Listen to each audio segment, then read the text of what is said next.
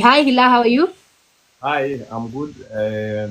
Hii TikTok sio millennials peke yake, hata si Gen Z bado hajajua kufinya hizi buttons. Right? I'm not the only one, eh?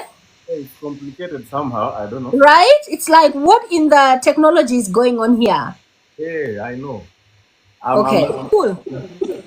But at least you figured out how to put on your video from the onset. Yeah. Fantastic. Cool. So welcome to Thrive Wednesdays, DJ Hilla. Yes. Tunangoja our other co-host today, Hopekid, to also join. I think Hopekid is a millennial. Ama is he a Gen Z? I think he's a millennial. He must be like a young millennial. So he might also be struggling. Please, somebody check on Hopekid. Make sure he knows how to use TikTok and how to request to join the live on TikTok. Yeah. I don't know about you guys who are on here on the live. How is your TikTok experience? Yeah. Like, let us know. Is it us millennials who are struggling? Ama Gen Z's pia muna struggle pia huku kwa hizi streets at TikTok. Right? But in the meantime, let me see who has joined the live and what you guys are saying. Naona Mr. Right tuko hapa ushaingia, karibu. There's someone here by saying hi, hello, guys, hello to you. So we have DJ Hillas. So if you have any questions for DJ Hillas, feel free. Comment section. Type in your question if you want to be a DJ, you want to learn how to thrive as a DJ. So Hila, maybe we can. Okay, I've just lost Hila. Yeah, my guest has already gone offline. So the app says, I told you guys, this TikTok manenos. Cheplangat, naona you've joined part of Hello Mr. Right. So if you want to be part of Hello Mr. Right, guys, what you have to remember is that the show has seasons. So currently right now, Hello Mr. Right is off season. However, the team is working on a new season that should be going into production. I think potentially in the next couple of weeks, a month or so. So you want to follow the Star Times Kenya pages on TikTok, on Instagram, on Facebook, because once the production team is ready to go into production for that, they'll certainly make the announcement. I also know that there is a WhatsApp group. So if you have your Star Times subscription, check out Rainbow TV. There's an ad running on there with a QR code that can give you access directly into the WhatsApp group, and then you get all the live updates. But obviously, you know, the year is almost up. It's October. So I just want to know, like, where are you guys with your goals? Hila, I can see you're back. Yes, I'm back. I went to press on my other phone. Kumbe ikazima hapa ikarudi hapa, then I realized I cannot do it. Watu tujazoea kwa mitandao. Sikujua, yezi kubali ufanye TikTok at the same time simultaneously, so ndio nimetoka kwa hiyo nyingine. Gracie amenyambia, hey millennial mrembo, I received that. Hi Gracie, I hope you're doing well. I'm your favorite millennial, guys, by the way. I'm proud to be a millennial. We have lived through everything. But nevertheless, today it's all about thriving. So since, as we are looking for the other millennial, Hopekid, amepotea huku kwa mitandao, anatafutwa na Albert, but Hila and I, we are here. So Hila, I don't know. I think you and I, we've worked together before. So we have some history. Yes. But I'm going to play Damn today. I like I've never met you. I don't know you. So we're here to discover your story. So maybe you can just introduce yourself, who you are, what you do. I've already preempted you're a DJ, but I know you're more than that. So take the floor. It's yours. Yes, so those who are meeting me for the very first time, my name is Hillary. I'm a DJ, I'm an entertainer, I'm also a businessman. I do a couple of things on the side. I'm also a trained video journalist. Yeah, but a lot of the guys currently now know me as a DJ. That's what I do. I'm a DJ, an entertainer, hype man, and MC. I'm basically a lot in the entertainment field. So tukianza hapo ndio you're a DJ. Nikienda YouTube, if I'm looking for DJ Hilla mixes, nitazipata? Nimejaa mingi sana, hata nimeupload nyingine like 2-3 days ago. So umesikia, leo ni Wednesday ama Thursday? Leo ni Wednesday? Nimeupload Monday. So leo ni siku ya reggae ama kunaenda gaje? Leo at least ukitembea outside sana Wednesday, a lot of clubs are deemed ladies night, na kuna clubs zingine nyingi zimetim. No, Wednesday is mostly ladies night, chill nights. And then Thursday is now reggae night. Aya, so mtu akitaka kuwa na ladies night leo, akifika pale YouTube anaweza pata mix yako ya ladies night, ndio? Ukisearch yangu niko na series mpya saizi iko online. So ukisearch tu Hillas nitakuletea hapo mambo yangu. So unaweza kwa kama uko kwa hao kwa keja, unaweza na pale YouTube even as you're streaming this live, listening to DJ Hilla. And also I'm sure if guys have any events coming up, right? You do events, private events, corporate events, I'm sure. Yes, a lot of private, I do a lot of concerts. I also do a lot of how do I say, event consultancy. You want to put up an event, if you don't know how to start, you need equipment for your event. Naweza kupangia kazi kidogo. Okay, but did you always want to be a DJ, Hilla? Let me say, to about DJing. I knew I wanted to be somewhere in the game, but I really didn't want to put it as a DJ. I love music. I normally like to say DJing is like an art. So I knew I would be in the art space, in the art scene, because kitambo nilianza kama actor. I used to act by the I used to act in a couple of scenes online. So I knew I needed to be, I knew I was somewhere in the entertainment scene, but I loved music.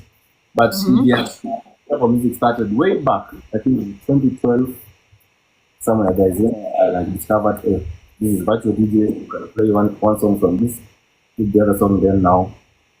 Found my way around there. But now, as a professional DJ, I want to make a living out of it. 2015 is when I said, let me try and see how this thing goes. But it's for the love of the music first and the love of the art. Okay. So yes. I'm literally here trying to, I think Hopekid is somewhere here. So, okay. Mimi natumia iPhone na nina struggle kidogo hapa. There are so many buttons. Have you found Hopekid? I'm looking for Hopekid in my iPhone. Okay, so atuja kuona Hopekid. I know you're streaming, so please do the necessary. Like Albert is on it. It's great to have people who will help you. But yeah, I think your story is very interesting because I'm sure kuna mayouth sai pengine wana to stream saizi na kuna msi anafikiria ako pale home. Naelewa? Ana like muziki.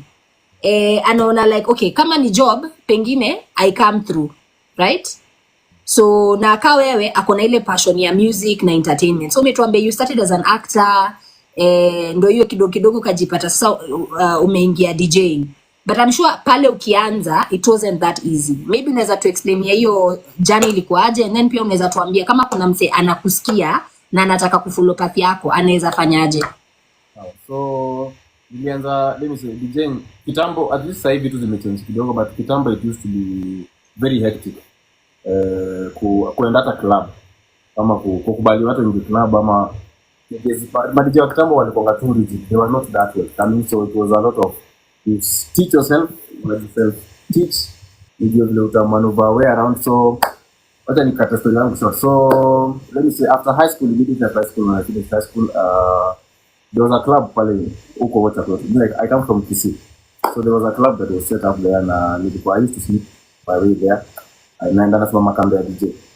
I used to go and stand kando tu ya DJ, they all like, see what he does, kesho tena stand there, see what he does. Now there's one day this guy told me, I normally see you guys standing here, what's about it? I'm interested in DJing, but I don't know my way about. I know a few basics, but I've never interacted. Now he's at the side. So the guy was kind enough. He's my friend actually. He used to come from Nakuru to Kisii. So akaanza kunifundisha pole. So by 3-4 tunaenda kufunga, ananiambia hizo what you do, unafanya hapa ikaenda hivyo until now nikaanza kujua sasa. Inafika time maybe 12 in the midnight ama 1 in the midnight anataka kwenda maybe a bathroom break and so basically ulikuwa intern DJ tuseme tu. Intern DJ. That term exists. It's like a thing, right? There are intern DJs. Do you have interns, DJ Hillary? Are you taking interns? Take a lot of interns. A lot. Na bebanga watu na wapelekanga waone vile mimi fanya juu na believing kama huyo msee alinifungulia hiyo njia ya kunionyesha pia mimi nafungulia watu wengi sana. I offer a lot of advice because first thing mtu anakuambia nataka kuwa DJ, then kitu na kwanza anakujanga why do you want to be a DJ? You there are of that anakuona you are in the limelight, maybe you interact with a lot of maybe girls, you are out there, people want to be around. It's not even about that. So I normally want to ask, what's your drive to being a DJ? Then mtu anakuambia, me, I like music and everything. You do the right thing. So I normally try to advise you and give you the shortest possible way to get it. So ule mtu alikuwa ananifunza place, alikuwa anafanya kazi katika place, they had a problem with the management, actually for something, then the guy left. So the manager of the club used to see me there. So I was like, I normally see you with this guy. So can you play? He said yes. I didn't even have a laptop by then, but I said yes. So okay, tomorrow you start. So that day I went and borrowed a friend of mine's laptop. Ilikuwa ina hang sana by the way. But it was a long night. But from there, that's when now I started doing my thing. Worked there for about a year. Then now I had to come to Nairobi for school. Remember, but because I'm at the school now, I finished school now, I'm going to study journalism. So I joined Chemistry Mass Communication, where I did journalism. So nikiingia Kenya Mass, nikakutana na huko wako na radio, it's a media school. So there's a lot of avenues. There's radio, you can send to radio, there used to be a radio station in school. So I trained there, niko na show hapo. So that's when I started to train to know how to talk, how to round your voice properly, what to say, how do you prompt yourself. No, so nikaanza kukumbuka nilikuwa nafanya DJing. So I combine my DJing now this new skill of MCing, talking. There's now another new thing. So in school there, ikafika place nikaanza kumobilize. So watu wakienda out ya shule ama if there's an event in school, mimi ndio nilikuwa nafanya DJ. So from hapo nikagrow. So shule ikaisha, nimestudy journalism, internship ndio hiyo natafuta, nikaland switch TV sasa internship. But switching right. So I think just to recap your story, basically umeambia tu wasi ukitaka kwa DJ it's not all about fun, ni job. So kasa hivi unataka kwa DJ usione ati you have to like wait to a point you have all the fancy equipment, like just start. Already unaenda out kwa club. Enda pale simama nyuma ya DJ, introduce intern. Unaelewa? Learn the ropes from there, right? Yeah, right. Videos to maintain. Kuna YouTube, you can learn from YouTube. Just have a laptop. It's that another kuna smartphones that have applications to DJ. So just start. The goal is just to start anything. Mesikia, goal is just to start. Usikae pale home hauna job alafu unasema mimi nataka kuwa DJ, Acha hata ukiingia kwa hiyo club, unaingia hiyo club because uko pale kupiga wax. You know?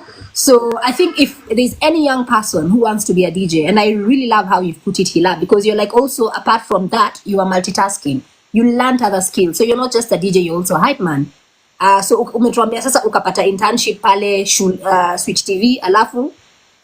So then was Switch. Actually, my first introduction with Switch, I think when Switch was starting, you are show, real song. Right. Audience. So hiyo time mimi na career yangu kwa kila used to be known, so I used to mobilize people. So I used to like say hapa let's go, because our school is just so we used to come and see. And right. The first day I came to real talk, actually I can't remember, but I asked you a question because I was at that time I was very passionate about content, film, because nilikuwa pia nimestarted yangu ya acting. Na kwa nini nilikulizanga you guys started, what if I wanted to bring my own theater? You can come. But I never followed that. But I remember we had that interaction first time. Now, after 1 year, I joined Switch as an intern. Now, video journalism aspect, camera editing, of which I do up to date. Bado nimeincorporate kwa hiyo DJ yangu. Unajua kwa kama DJ wewe ndio PR manager, ndio editor, wewe ndio videographer, wewe ndio tuna kila kitu. So I think hizo skills zote ukizitanisha zinakuwa like a powerhouse. That's why umesema you're a businessman first. Kwa hiyo biashara tuko na DJing, tuko na MCing, sasa unasema tuko na mpaka videography, production, Yani pesa lazima itafutwe every way possible. Legit, by the way. We are talking about legit. That's why this is called Thrive Wednesdays. We are trying to find ways to inspire you to actually step into your purpose, use your gifts, use what you have. Usikae pale unasema tena ngoja kuandikwa job. Kama unapenda muziki unaweza kuwa DJ, unaweza kuwa msanii, unaweza kuwa msee wa events. And that's why guys like Hila are always coming through every Wednesdays just to give you like real life tips. Hakuna shortcut, anakuambia yani blueprint yake. So ka uko class tafadhali take notes. Mimi nataka like a month from now msia kama tuambie by the way mimi nilitafuta Hila na napiga internship na in another 6 months niko wax nafanya kazi kama DJ, right? So Hila ukafika pale Switch ukaanza kuwa intern, and then how did you now become like a TV DJ? So nikafanya internship for like 6 months, but I used to nikiwa hapo Switch alafu let me give you your flowers by the way. I think at that time Switch was the only place in China where you are allowed to vent.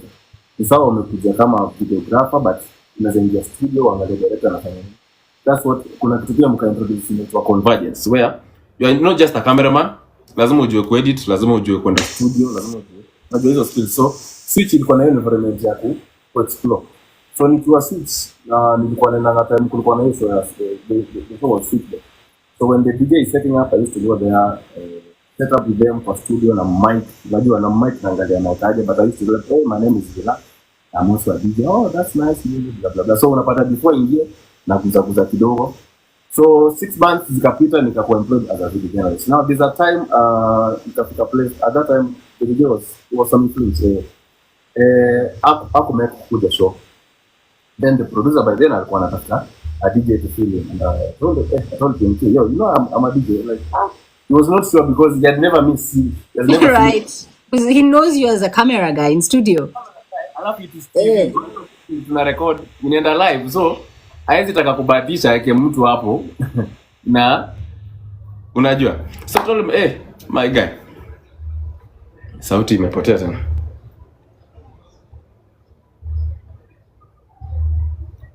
Sauti. Hang up. Whoever you are, I'm so sorry. Hilary.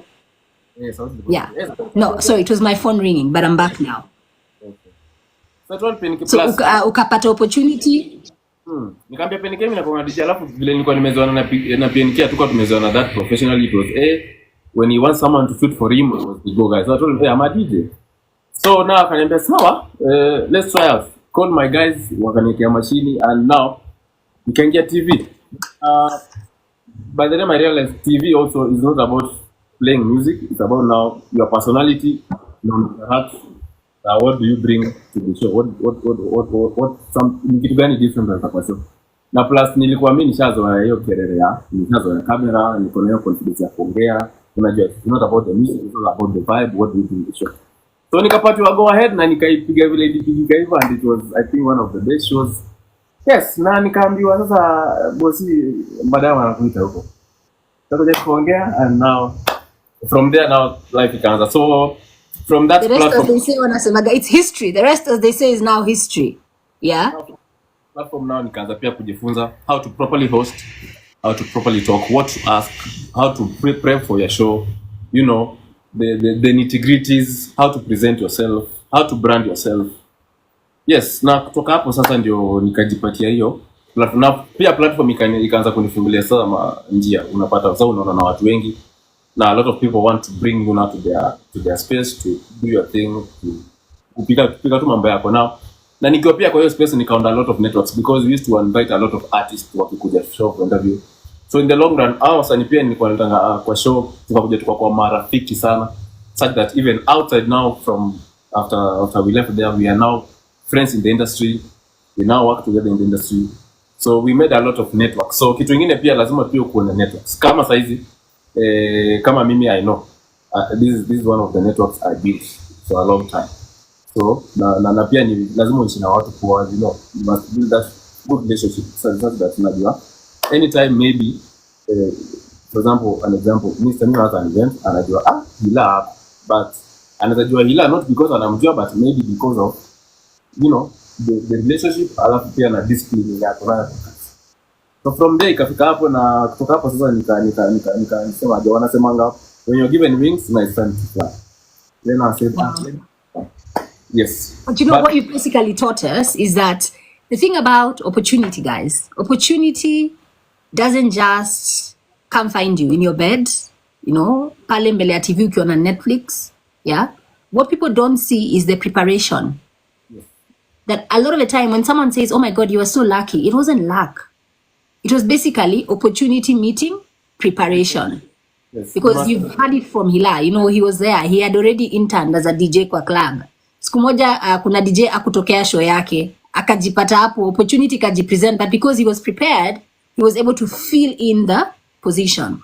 So whether you're a DJ or whether you are, you know, you could be someone who's good at hospitality, you know, you're very good at cooking, maybe you're good in service, you want to be a waiter or a waitress, maybe you're good in biashara, business. Basically what we are telling you, for you to thrive, you have to prepare. Because opportunities ziko, by the way. You know, I tell people, Mimi, something I believe in, by the way, as a person, is that I'm here on this earth to thrive. I'm not here to struggle. I'm not here to suffer. right? And if there's something that I don't know, I will learn. And that process of learning is what now we are saying, the preparation. You must prepare yourself, guys. Because ukisema pale hakuna do Kenya, yeah, there are people who I can genuinely tell you. They'll tell you the opposite. They're not struggling, you know. They're comfortably able to have their homes. They're comfortably able to, you know, run their lives, pay their bills, take their kids to school, you know, enjoy, have luxuries, but it doesn't come easy. And I think when we see everything that's happening in our country, especially for young people, sometimes it might be tempting to take shortcuts. But the reality also is, and I love how Hila has put it, that yes, hard work does pay. Yeah, but also lazima pia position, lazima ujitayarishe, so that when these opportunities come, you don't miss them. Right? I'm seeing Hopekid has joined. Hi, Hopekid, HK. Hi, what's up, guys? How are you? This is how they do it in this mitanda. It's how you said it. You're like, hi, guys. I've always wanted to do that. Hi, guys. Lazima usalimie watu hivyo juu nani ana identify ka ng'ombe. So, hi, guys. Unaweza sema ladies and gentlemen waribu. Right? So, karibu kwenye Revive Wednesdays, hosted by Star Times. So, HK, I know you've interacted with Star Times for sure. Yeah. So, okay, so am I calling you right by calling you HK? Or should I like say Hopekid? You know, I have to be clear. Iko sawa. It's okay. So, I love having you on. I don't know, do you know Hila? Have you guys met? Do you know each other? I don't think so. No. Okay, so Hila is a fantastic DJ. Hila, do you know Hopekid? Hopekid, what do you mean? Hopekid made let me say, culture yangu mingi ya muziki pia ndio. Hopekid wakianza muziki that time wakati the gospel heavy. So there's a lot of now sema hii age yangu watu wengi walikuwa influenced by Hopekid. But that's unapata hata sasa hivi most of the guys maybe walikuwa madancer, watu wengi walikuwa during that time. There was that culture, walileta hiyo culture. So nampenda sana from your time. And be culture sana from that time. I'm a huge fan to date. I love that. We must give people their flowers, you know, when they're still here with us. Hope you must hear. Anyway, ni legend. I appreciate it. Album iko. Basically, amekwambia wewe ni legend na amekuuliza by the bro album iko. Kuna album nilipromise watu December. Kuliendaje? Tukakaa chini na wangwana fulani tukaanalyze. The funny thing, I don't know who I was telling this story. Now we made a very good album. I think it had around 12 songs. We were set to release it and hold a very big event last year December on Greenspan Mall in Dono. Everything was ready and all that. Then I sat down na wangwana fulani wangu. They went over the album. The album tukaisikiza. I love counsel. Napenda kusikiza maoni ya watu because with the time unapatanga kuna kitu inaweza kuwa ni noma kwako, then to people it's not si noma. Then it makes you avoid sounding how you sounded 5-10 years ago. Nikakaa chini na wangwana fulani, some ni wasanii wengine si wasanii, wako into other businesses. So ni mtu haizi kudanganya akikwambia hii ngoma ni noma ama si noma. Unajua kuna zile wimbo kama wasanii ni noma kwetu. But kwa fan si noma. Kuna zile wimbo ni noma kwangu na ni noma kwa DJ. But kwa fan mse wa kawaida common mwananchi ama tuwaite mafans wa Chelsea si noma. Hawa relate nayo. It does so much prowess. Ikona unoma fulani yenye you need to tone it down for the message to be passed. What a lot of people call it commercial music. It's music for everybody. So tukakaa chini tukapitia the 12 songs. Then we realized only 3 songs ndio zinaweza present wa Kenya. So you're like 3 songs out of an album that's supposed to have 8? Out of the album had 12 songs. Okay. So kwa hizi 12 songs after tumefanya listening party yetu in-house. Tumefanya listening yetu tukarealize only 3 songs ndio ziko worth it kupresent ya Kenyans. Yeah. And we decided, okay, we need to go back to drawing board, work extra hard until we find other songs zenye zinaweza match up to hizi tatu so that we can do an album. If Yeah. not so, then we begin releasing the three of them as singles by the end of the year. So meaning hii mwezi ndio tunaanza kurelease. So we found you right in time.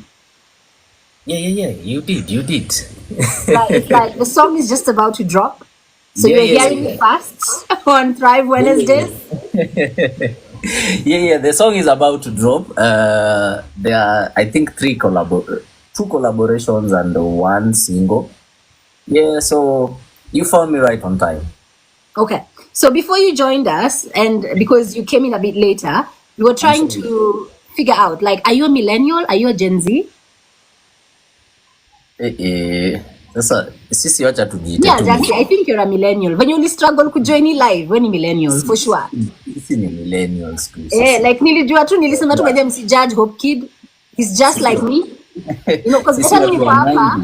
Hiyo button Naona tu- upotea, sijui mbona hiyo button upotea sasa. Right? Unaitafuta hadi kwa Where did the settings. buttons go? Unaitafuta kwa settings hadi unaanza kukolwa say, guys bana, how do you do these things bana? Kumbe these I know, things right? are Like, is yo. not easy bana. It's not easy. Msituone hapa kwa hii live mfikiri ni rahisi. It's not easy. Ni commitment. Right? Alafu unajua sasa mimi niko hapa naona tu screen, naona ikiscroll tu. Sijui invite, wengine wananitumia flowers, kuna ma diamond, kuna ma arms, and I'm like, what is going on here, guys?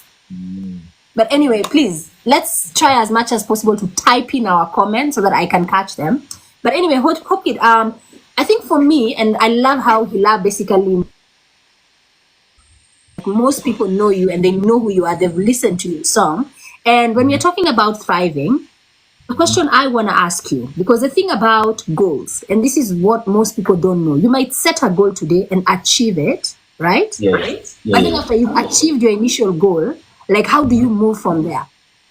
And I kind of feel like that's where you are, because there are things obviously you had set out to do and you've done them. But then now it's the question of when you're trying to plan on what's next. So that is the part that most people actually struggle. So how are you handling that? Because you're a millennial. So obviously the things that you wanted to do once upon a time, you've done them. But then how do you now deal with that part where people say dreams change? It's the hardest thing to do is to evolve. Wacha niseme hivyo. Basically now kufika point ya you have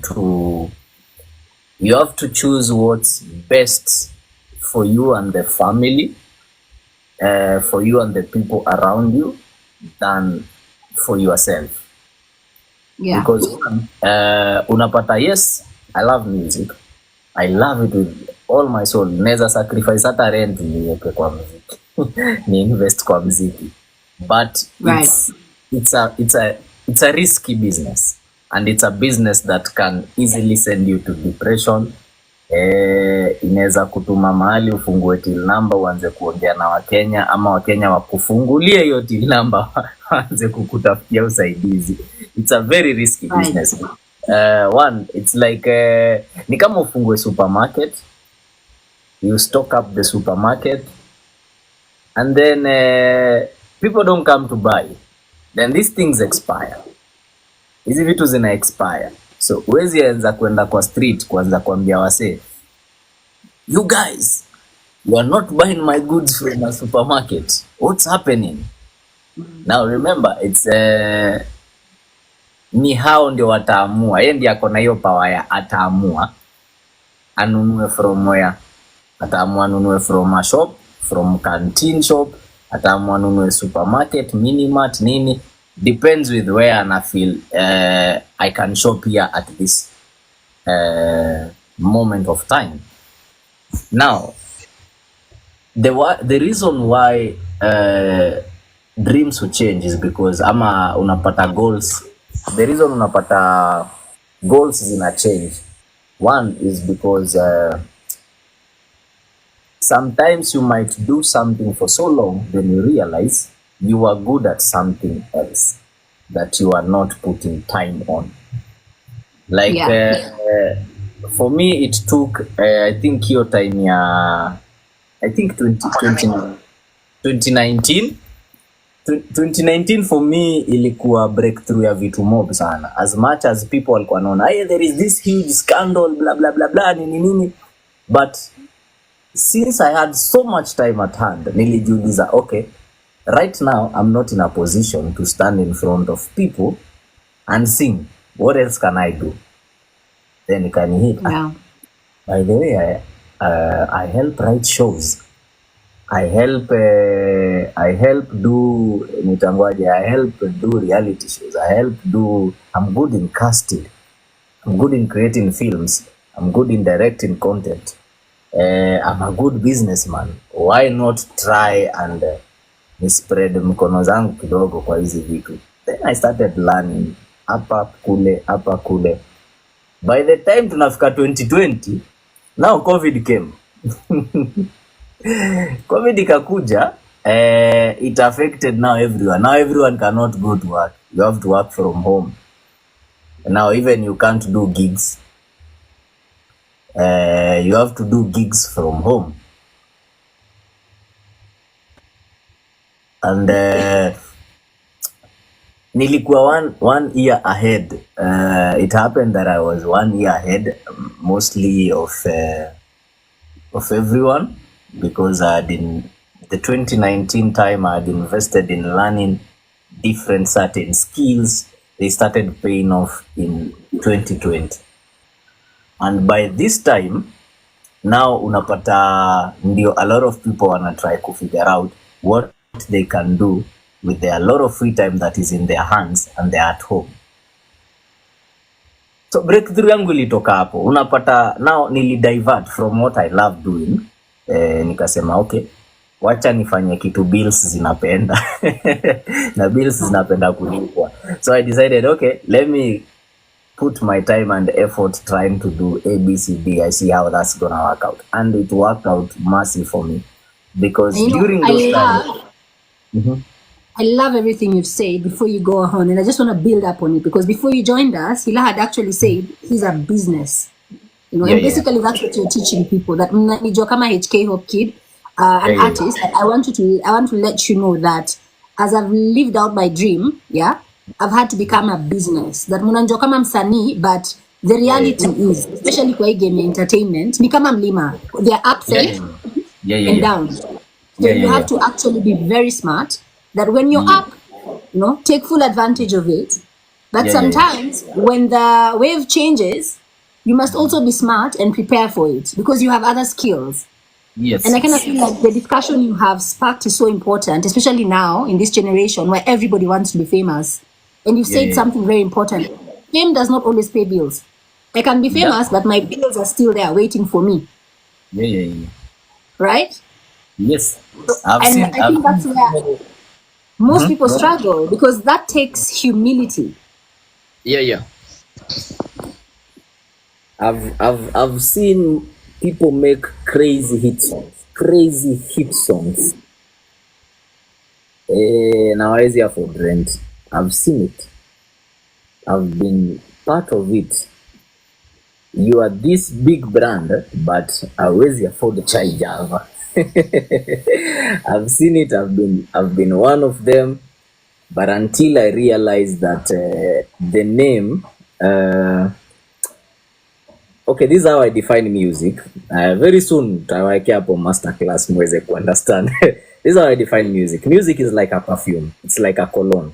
It's that thing that when people hear, they remember of what you did, what you do, or what you can do to them. So for me, I use music basically to do business. It's a plus that God gave me as a gift, that I can call somewhere and say, hey guy, this is Hopekid and I wanted to do A, B, C, D, and I will get their attention instant. Because of music. They know, Hopekid msanii, we can have a sit down, we talk A, B, C, D. For me, I use music to see how I can do business, because it inafanyanga wase wa kutrust easily. Like au ni Hopekid haezi potea na pesa yetu, au ni Hopekid ni msanii haezi ingia mitini. So And for me, basically, your music is like a billboard, because where other yes, people have to go book ads, you use music as a billboard. And I'm sure the same thing Hila was telling us earlier, being on TV, he was like, so many people saw him at the same time. So it means that your name, your brand gets advertised, you become visible. yes. So for me, I think immediately nilianza kulearn hizi vitu, then I started seeing my brand vitofauti. Either I have a hit song or I do not have a hit song. For me, when I say Hopekid ni Hopekid, the value does not change. I know the audience I command. And apart from that audience, I know my audience, what they want, when they want it, and I will move na hiyo pace. Sitaamka kesho niseme na Hopekid amekuwa msanii wa kutoa ngoma every week. Maybe fan base yangu nimeistudy, haipendi hivyo. Haipendi msanii anatoa ngoma kila wiki. I know them and I know how they move. So by the time I'm using my name to do other things, is because I've studied. I know Hopekid is. Niko kwa fingertips zangu. Kintingiza usiku uniambie what can you do as Hopekid, nitakuambia vitu mingi sana in 5 minutes ushindwe ala. And that is one thing that helped me is knowing who is Hopekid, what Hopekid can do as a business brand, and what Hopekid as a name inaweza provide apart from music. Because if I say I rely on music 100%, trust you me, itakuwa ngumu sana hapa tena. Mtaanza kusikia kuna landlord fulani amesema nimefukuza msanii. Thank you. Really, thank you so much for being honest about that, Hopekid, because I think sometimes people forget it's called show business, show and then business. And especially today in our social media world where everybody's looking for likes, everybody's looking for attention, you can be so focused on being famous, on trending, and you forget that the business part also matters, and that comes with skills. That lazima ujitume. Basically, what you're basically saying is I'm a brand, but you must know how to build your brand so that your brand feeds you. Same thing Hila was saying. He's a business. He's a DJ. He's a hype man. He has other businesses that he's running, even outside of music and entertainment. And I kind of feel like the whole point of Thrive Wednesday is to let you know who is basically watching this. You might be a young person. Showbiz is appealing, but it's a tough business. Yeah. And a lot of the careers in this industry are tough careers. And let me even use myself as an example, because a lot of you guys are saying, oh, that's Tamima. Probably you've watched me on TV. I've done television. I've done Straight Up. I've done Real Talk. I've done shows. But what most people don't know is that I have a career. Like, I have a desk job. And that's what feeds me. That's what pays my bills. Like, when you see me seated here, this is my passion. I do this for fun. You understand? That is not necessarily what drives whether Tamima will live a good life or not. And I kind of feel for anyone who wants to get into this game called entertainment, whether you want to be a musician, whether you want to be an actor, whether you want to be a DJ, you have to wake up and smell the coffee. And the reality is that, yes, unaweza trend. Last week, we had, what's her name? Kababa on here, right? She's trending. But in another month, people will have moved on to something new. So the idea is that when you're on, make the most of it, but you have to be smart. So I love everything that you've said, HK. And maybe let's talk about the other side of what we do, because a lot of also people forget, they see you up here, they think, oh, you look beautiful, you look handsome, you must be thriving, you must be driving big cars, you're always in planes, jet setting. But also this life and this thing that we all do comes with a lot of pressure, because not everyone will like you. Not all the energy that's coming towards you is positive. Sometimes that energy is negative. And how do you handle that? Let me start with you, Hila. Yeah. For me, for one, I thank God the biggest support system is family, immediate family. My mom, siblings. So for me, that's what matters. Like, because people are different. Some can like it today. In the next 5 years, they can really hate. So that's part of showbiz. So me jambia me nafanya tu sana yangu. I try to back to where I can, but I know my guys. Alas, unajua mimi tumegrow na ile area hata sasa hivi. Dreadlocks hizi bana. People watch about is that stigma. Where someone sees you dreadlocks first, automatically anajua wewe unavuta bana.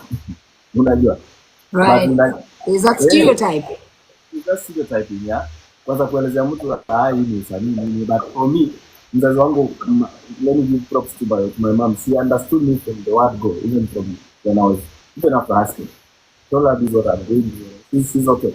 So, hiyo pressure nitajiweka kwamba ukianza kujiweka hiyo pressure mwenyewe if it gets here, because honestly the mind is very powerful, and if you keep your mind negativity, it will always give you negativity. So I always try to to believe myself, and I know I have my people supporting me and nafanya tu kitu yangu, so nayo so hiyo pressure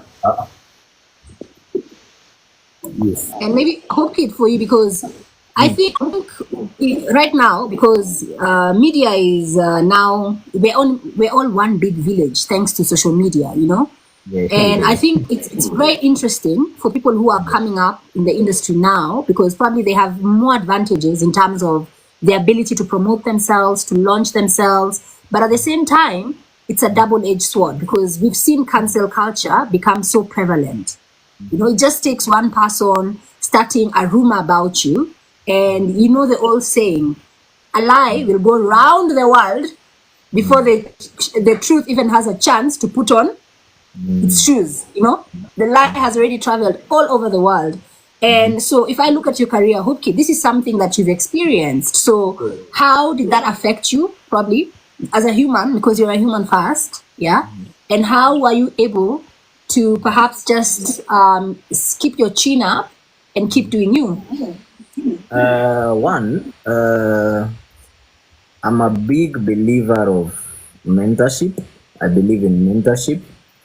I believe in submission to a high authority, than you people who know more than you, people who have experience or have a different perspective or view from the one you have. Wanakusaidianga sana on the long term. And hiyo ni kitu hii generation ya sahi ina lack. It's a generation of know it all, ama the microwave ama the popcorn generation. And for me, nililearn a lot during that time. Nililearn a lot. Tables can turn anytime. But with the right people on your side, with the right mentors and advisors, and with the right counsel on your side, nothing is impossible. Actually, mimi naweza sema nilikuwa privileged, because I handed the matter to my church. Nami nikaendelea na life yangu. Nilikuwa naamka, naenda movies, naenda swimo. Nilikuwa tu naendelea na life yangu, because I knew the matter at hand is not for me to solve. There are some people when God ameka kwa life yangu that are supposed to run with the matter and see it to its bottom. So for me, I always tell people in life, look for mentors. Look for people who can advise you ya ukweli. Wacha na wale wase unawaekea muziki ya kwambia noma sana noma. Wewe ukweli mnajua si noma. Those people who always tell you iko sawa na iko sawa. Those people who fear you because you are a big person. Wanaona umse tuwezi mwambia ukweli. We are not supposed to tell him bad things. We can always tell him vitu poa.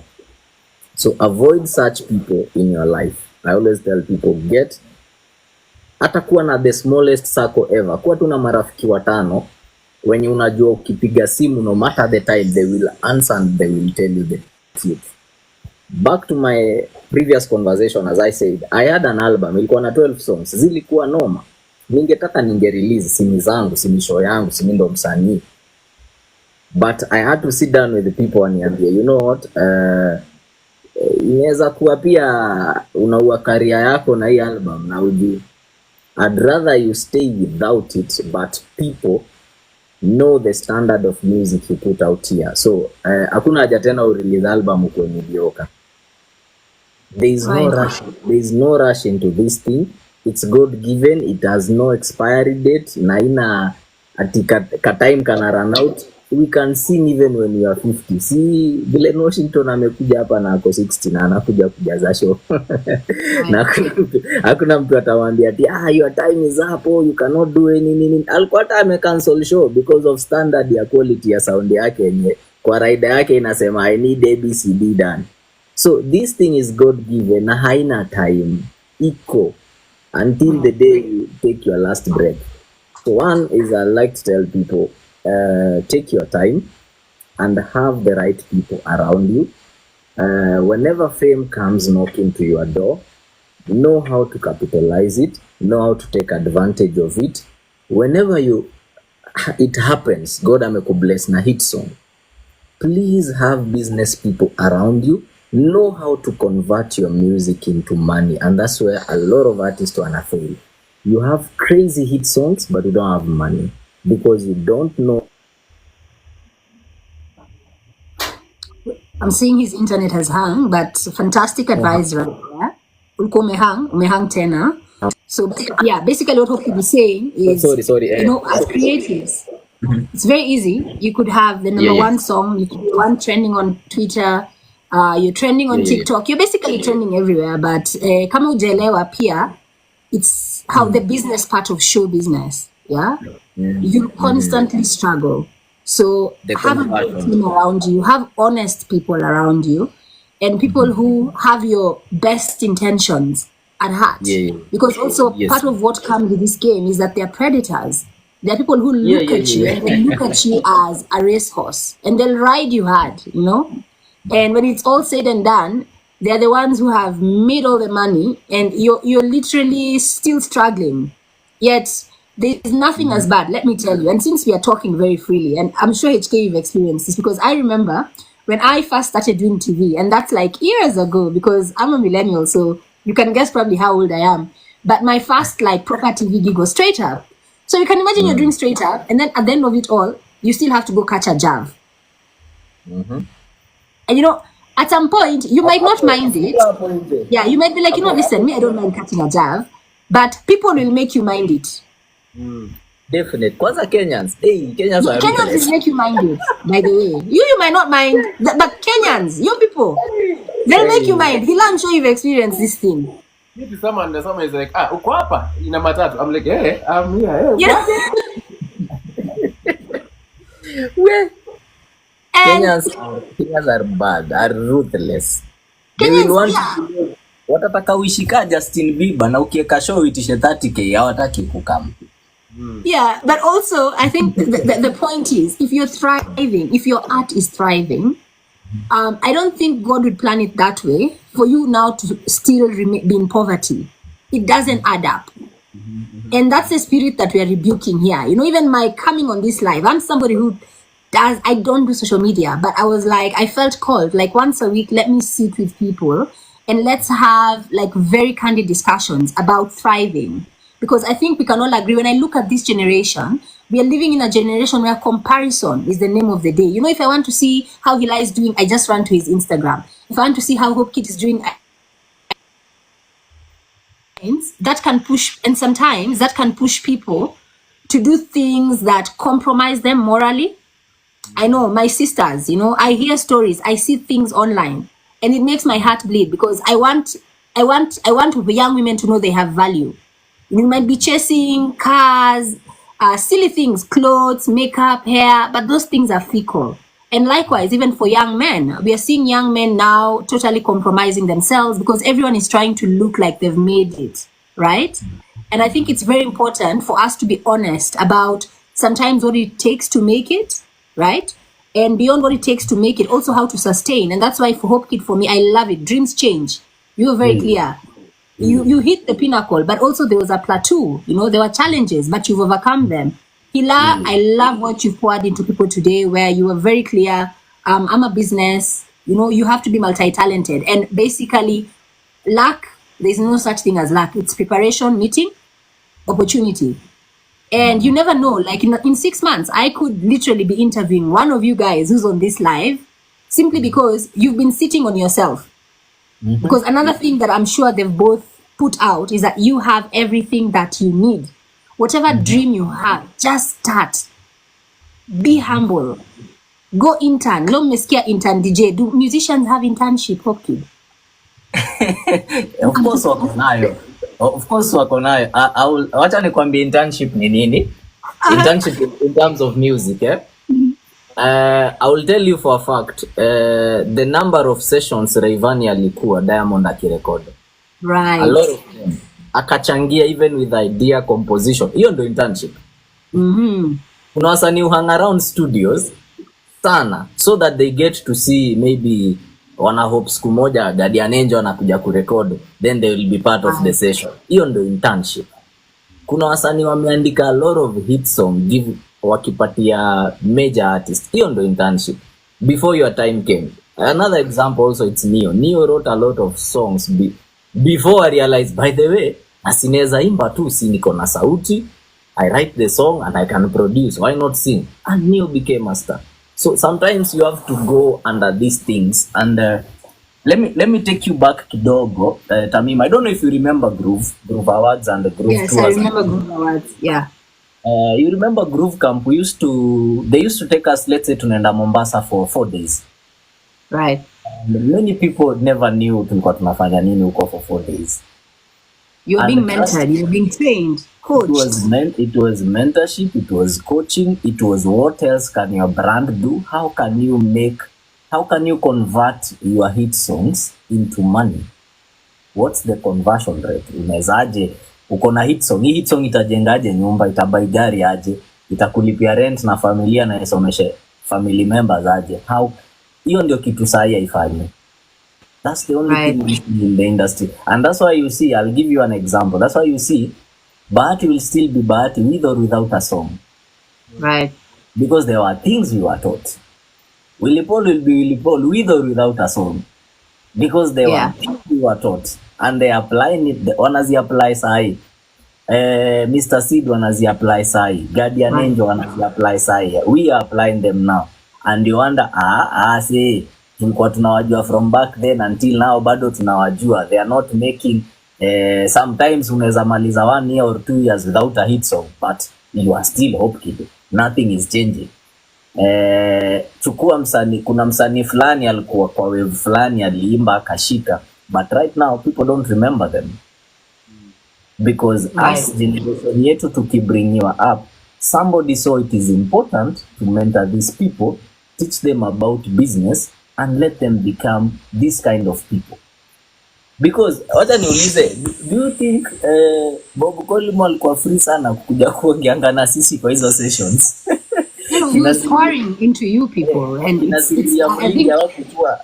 Silvia Mlingi ndani yako ana form wakikujanga kutuongelesha. You're basically affirming that the time they took to teach you. And I kind of feel like that's a spirit that we have here with this Thrive session. Is for people to understand, even if those things might not exist for you in your world at your level. I personally say the thing about the world right now, you can be a student if you want to be, and a YouTube. There is nothing that is not available there. Any skill you want to learn, there is somebody seated somewhere in the world who has cracked it, and they've done a video, and they're teaching somebody else how to do it. Yes. And it's free. So that is a fact. It's free. Right? And also, something else that also has to be put out there is that the thing about when you see people in entertainment, these are jobs.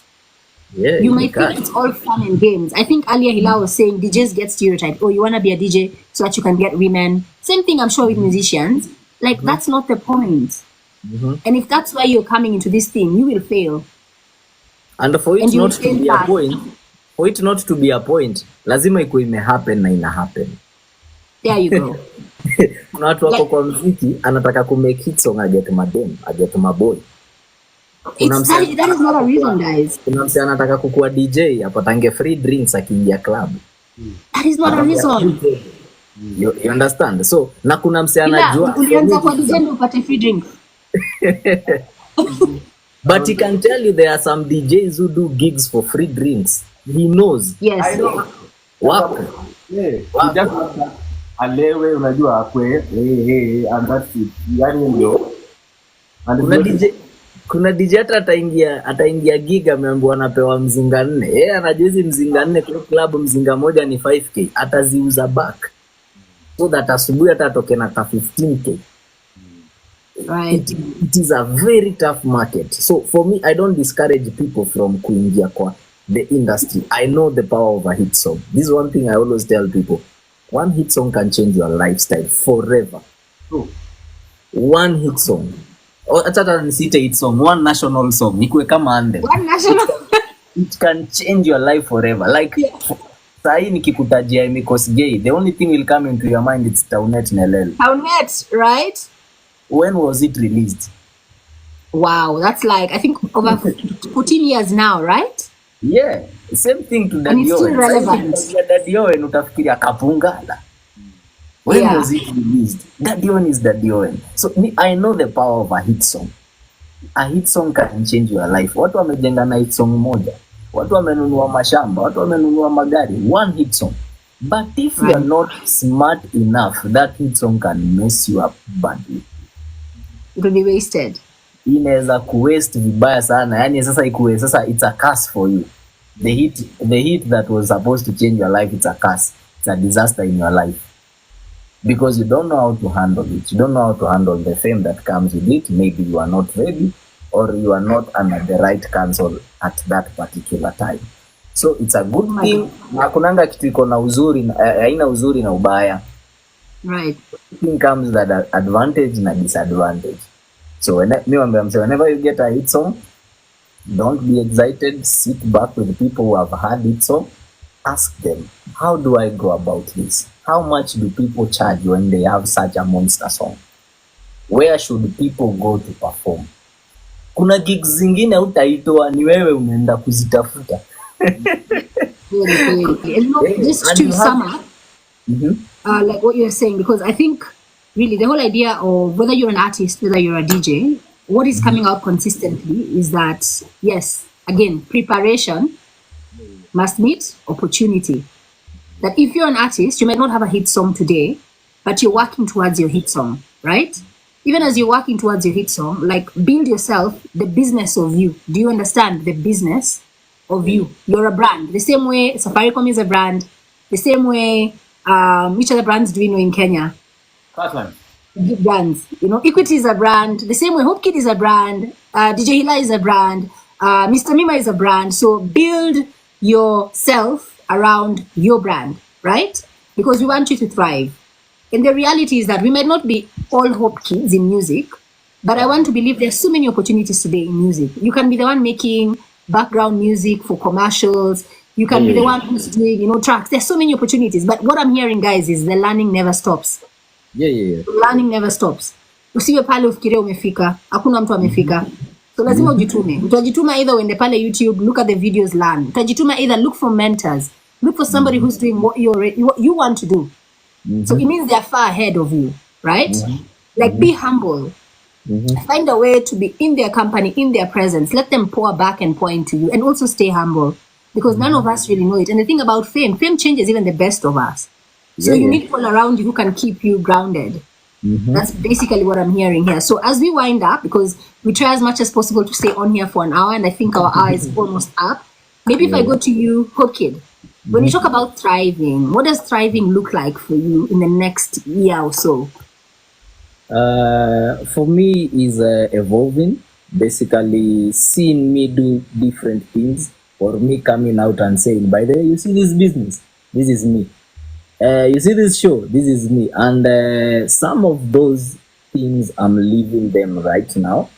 And it's just that bado sijakam niambia wa Kenya, mnaona hii show, I did casting. Mnaona hii show ingine, I did ABCD. But I want to be in a position whereby I can stand somewhere and say, I am a musician. I used music to be able to access this door and this door and this door. I got this opportunity, and this turned me to be this person, to be this business person in this area, to be this designer in this clothing company, and to be this person and this person so that hata nikisimama mbele ya watu naongea nao siuzi, I'm not a prophet of doom ama siuzi hewa.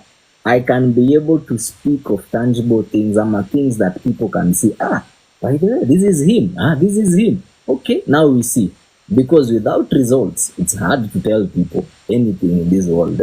Without results, huwezi convince mtu anything. And above it all, naweza sema ile phrase watu wapendi, yani God.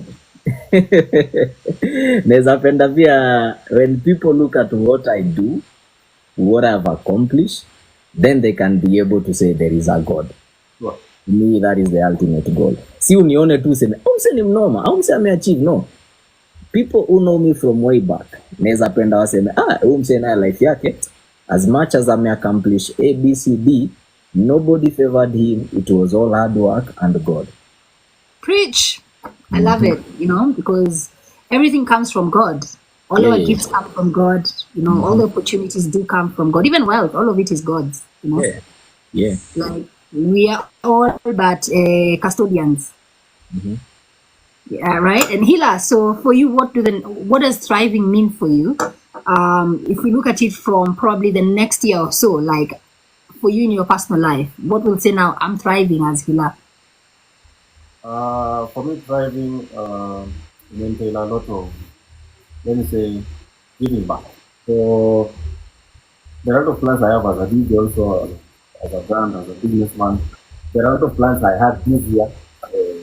I think unfortunately, hapo vile mwaka ilianza maisha ikakuwa kidogo. So nataka ni mtu atumie story yangu siku moja aseme naona ule ila kwa maisha yake ilifanyika hivi na akaweza kumaliza serikali, akaweza kuendelea kimaisha. Dakika mbili tu nitaeleza. Earlier this year, around February, January, I lost my elder brother to an accident. He is my life, the one I follow now. Now, life now changed. Let's keep our different from because the loss and death are lost now, especially family-wise.